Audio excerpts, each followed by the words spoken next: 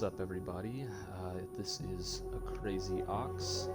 Today is Tuesday, and you know what Tuesday is? Tuesday is weekly reset day. So I'm just gonna hop on here real quick, and we're gonna kind of go over everything for the week here.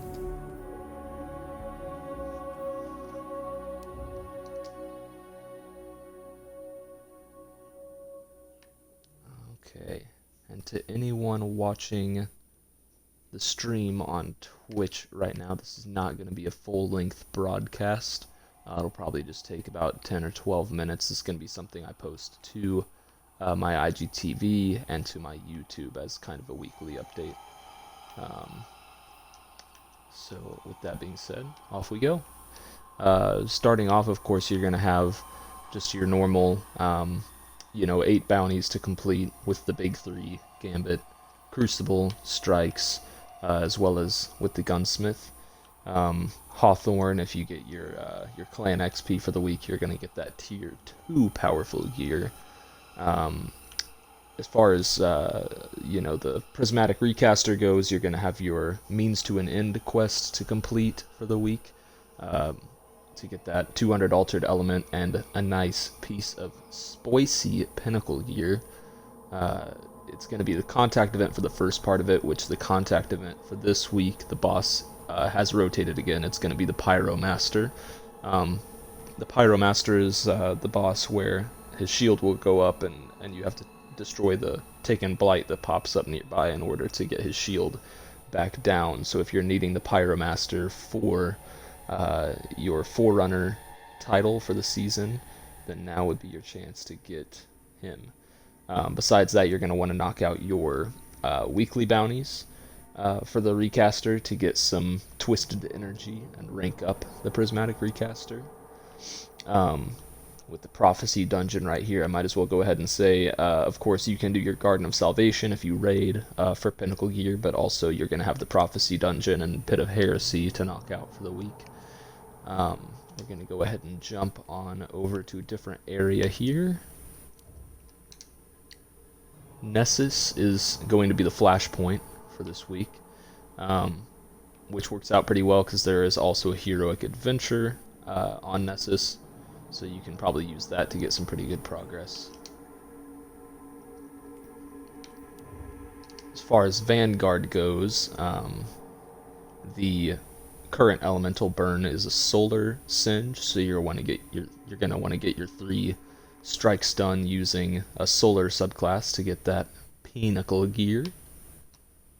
You've got Nightfall the Ordeal, which is strange terrain this week. That's the Nokra strike. So 3 completions for tier 1 powerful gear, or if you can manage to hit that 100,000, you're gonna get that pinnacle gear. And then the Nightfall options for this week is a Garden World, the Inverted Spire, and the Corrupted.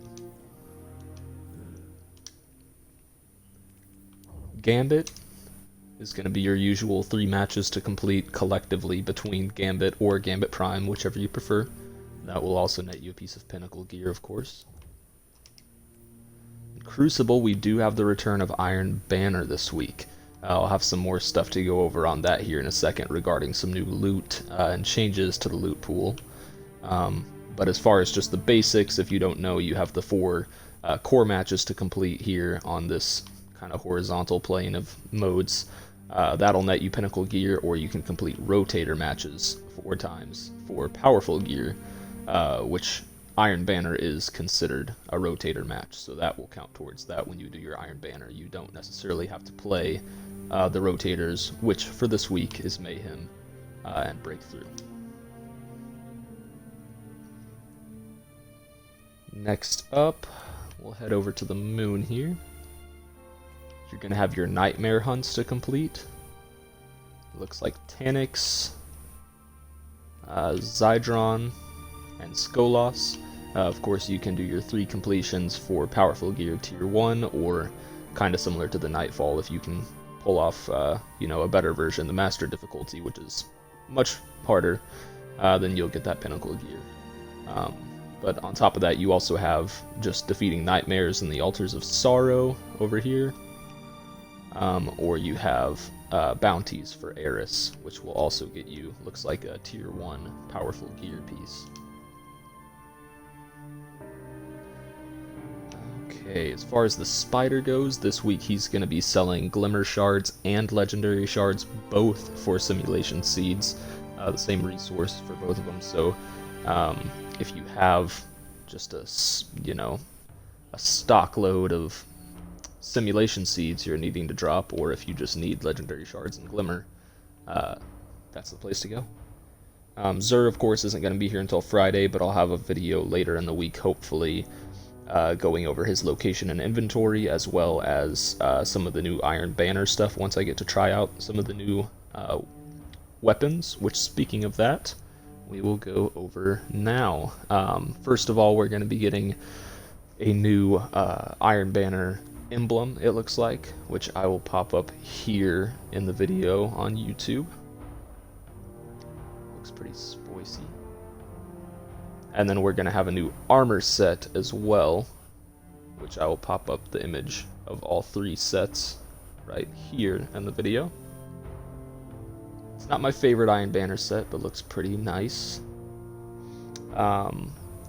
Then, as far as the weapons go, let's head on over here.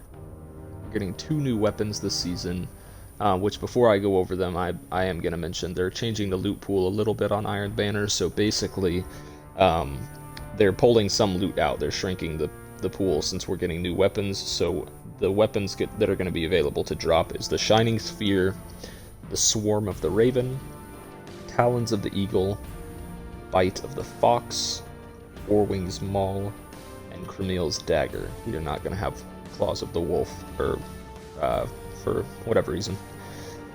So with that being said, new weapons. We've got an auto rifle called the Forward Path. Both of these have a new Iron Banner perk associated with them.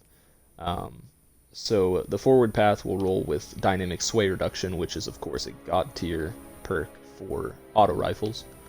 And then the new perk, or one of the new Iron Banner perks, is this Iron Gaze. It says it massively improves weapon target acquisition at the cost of weapon range.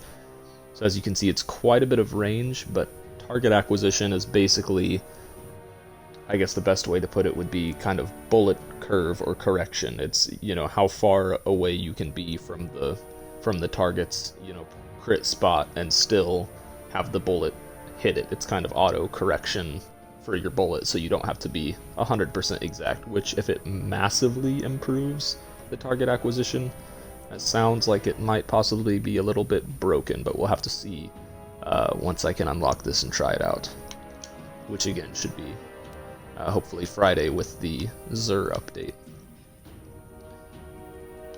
The other weapon is a sidearm, the Fool's Remedy.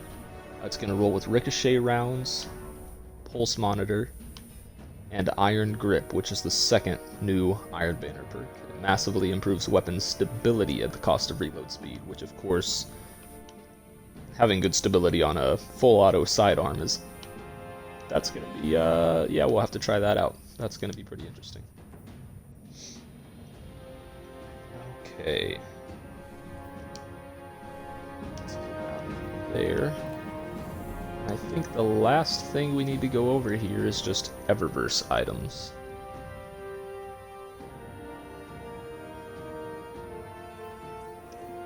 So, first I'm just going to go over the weekly offerings here, if by chance anybody that's watching does actually use silver. Of course, silver is actually purchased with real money. It is an in-game purchase.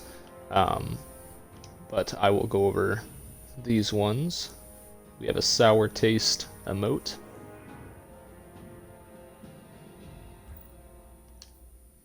We have the Velocimancer ship, which looks kind of weird, but it doesn't look terrible. The Canopus shell.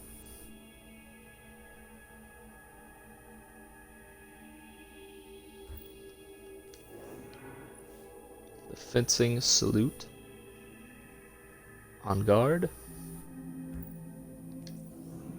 a ghost projection of the pyramids, an exotic ship here, which in my opinion this doesn't look like it should be an exotic ship. It's kind of, there's nothing really unique about it. It just kind of looks like a legendary. Anyways, moving on to Bright Dust, the things that are more likely to be purchased here. Blood in the Water Sparrow here. It's the Shark Sparrow. This one I'm most likely going to pick up myself. We have an ornament for the Jotun. The Dido Capsule Entrance, which I think is associated with the new Prophecy armor set, because I believe it has that same kind of Dido branding on it. Dido, I don't know how to pronounce it.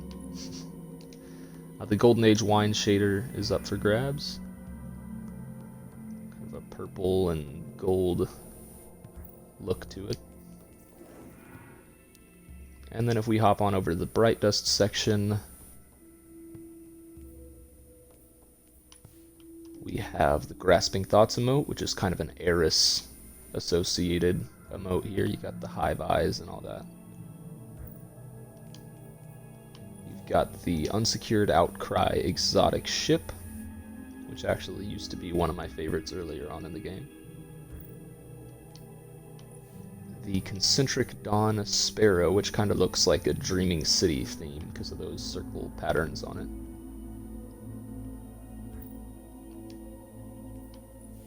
You've got the Ding emote if you are particularly a big fan of the Drifter.